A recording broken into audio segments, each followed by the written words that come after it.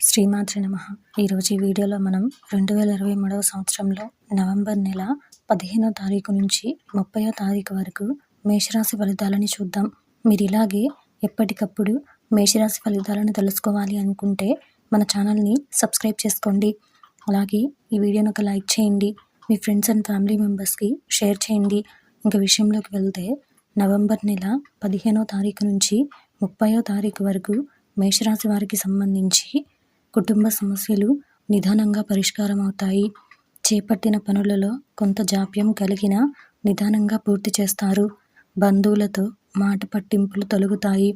ప్రయాణాలలో నూతన వ్యక్తుల పరిచయాలు కలుగుతాయి.